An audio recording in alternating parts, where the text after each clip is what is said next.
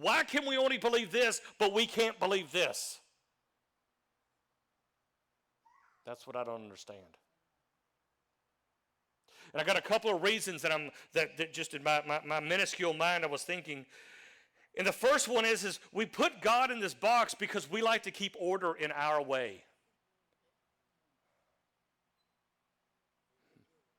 If it doesn't fit what we do, we want to put God in a box because we are, let's be real, we are to a degree OCD. We have to have everything in order in our lives. Even if our life is chaotic, it's a chaos that we're comfortable with. It's a chaotic way that's just who we are and that's what we're comfortable with. And we set boundaries up around us because it gives us a sense of security and comfort. When I'm talking with clients and stuff at work or patients, whatever we call them, when I'm talking to them and I'm explaining when things keep happening, I keep stressing to them, you've got to put some boundaries up around your life. Because if you allow people to continue to do things in your life and change things for you, you're never going to find a sense of peace and comfort. And so we get so used to doing that, though, in our own regular lives that we put these boundaries up because we don't want God coming in and messing things up in our lives, getting us to where we're uncomfortable, to where we're kind of like almost on edge, like what's God getting ready to do? We get uncomfortable with it, so we put these boundaries up so we want to limit what God can do. God can't do this because I'm so used to feeling this way, I don't really want him to fix me because if he fixes me, then now I got to step outside of my box, and now I'm outside of my boundary, and I'm not comfortable. And that just messes my order of things up. And I don't want my order messed up. We do this when we set boundaries to keep others from taking advantage of us so that we have some sense of security, right? But yet we take those same boundaries and we want to keep God out. Because we have this mindset that God's going to take advantage of us or God's going to mess with us in a way that makes us uncomfortable, makes us, listen, check it out. It makes us vulnerable. And nobody wants to be vulnerable, right? We don't want to be taken advantage of. We don't want to seem vulnerable. But when God begins to move in our lives, we get this sense of vulnerability because we're like, what in the world is going on? What in the world has taken place? I'm not in control anymore. And so then sometimes we want to stop it. We want to stop God from moving in our lives because I'm not comfortable anymore. We do this spiritually because we like this same sense of security spiritually. This is how I worship God. This is how I believe. This is what I look at. I'm sticking with this right here.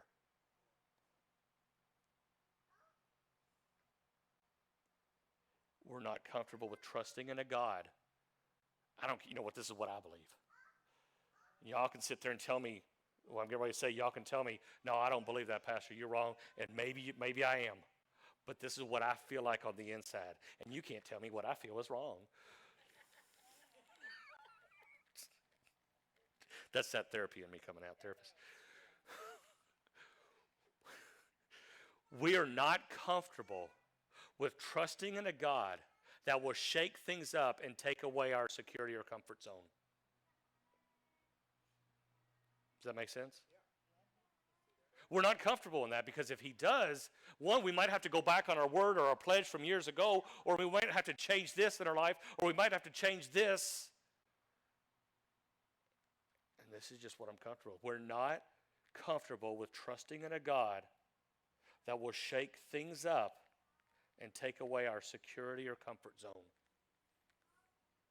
The thought of allowing God to move freely, quite honestly, scares us enough that we would rather place limitations on him than let him do what he wants to do in us. Does that make sense? You see, growing up, even as a child, we have defined roles. Now, I'm going to get into I don't mean to, but I'm going to. We have these defined roles. A child has a defined role. Natalie has a defined role. It may not seem like much, but she has a defined role as a place in Paul and Brittany's household.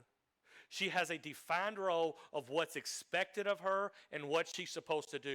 When she gets a little bit older, her role begins to expand a little bit, but it's still a defined role. If one day Paul looks at Natalie when she is 14 years old and says, Natalie, I need you to go out and change the oil in my car.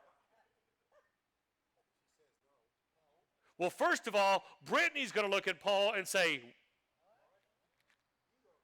excuse me? But if Brittany's not around, Natalie's going to look at Paul, and Natalie's going to be like, that's not my defined role because that's not what I know how to do. And that's not what has been expected of me all the way up until this point in my life.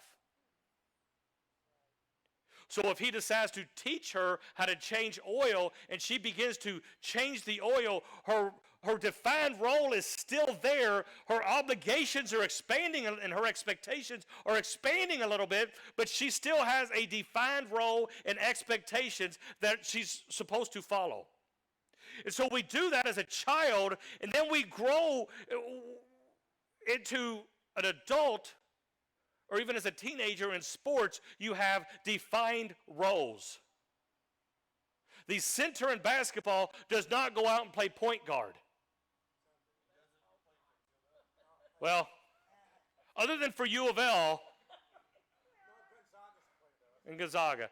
Normally, but that's their defined role. The pitcher in baseball does not suddenly go play second base on a normal basis because that is not his defined role. His defined role is to take that spot on the mound and throw the ball.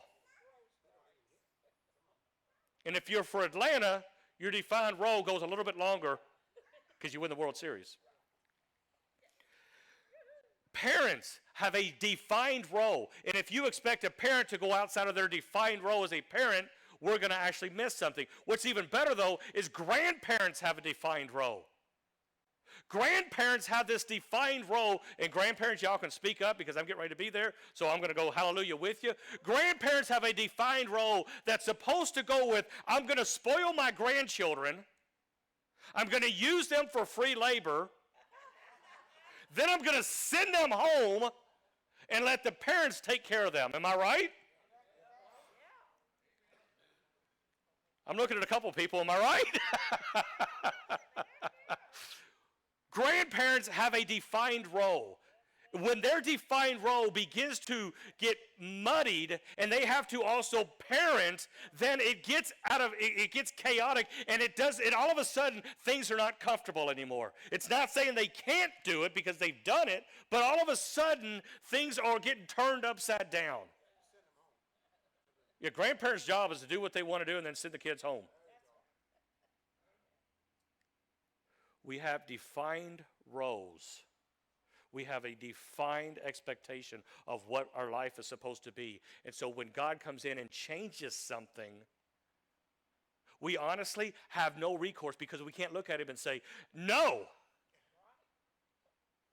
Because God could actually say, oh yeah, ask Jonah. Ask Jonah how that turned out when somebody said no. So the first one, the point is, we like to keep order in our way of what our defined role is and what our expectation is, so we put limits on God. Now, the second thing is, we put God in a box or put limits on him. All right, this one's big, so listen, guys, I'm being serious here.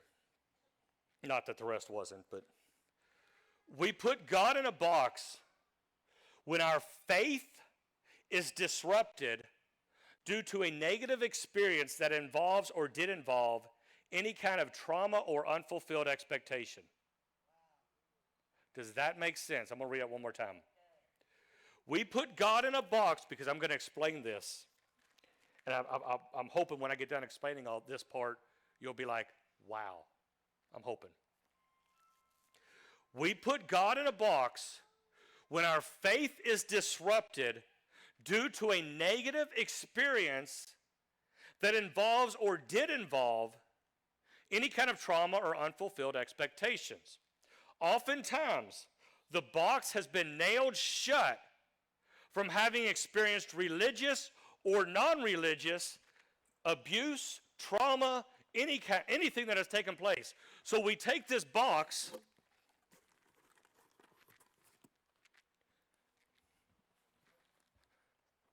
We take this box here, and every time that something happens that goes against what we're supposed to believe in God, because man is fallen, right? So anytime something happens that throws us off course, it's one nail here, one nail here, one nail here, one nail here, and before you know it, you've got a pattern of nails going all around this whole box, and we have just nailed shut everything that possible about God so that we can limit based upon stuff that has happened in our lives that have not been favorable towards the work of God. All right. The box has been nailed shut from having experienced religious or non-religious abuse, religious or non-religious trauma, wrong teachings, unbiblical teachings, and a multitude of other things that occur in our everyday lives and in our spiritual lives.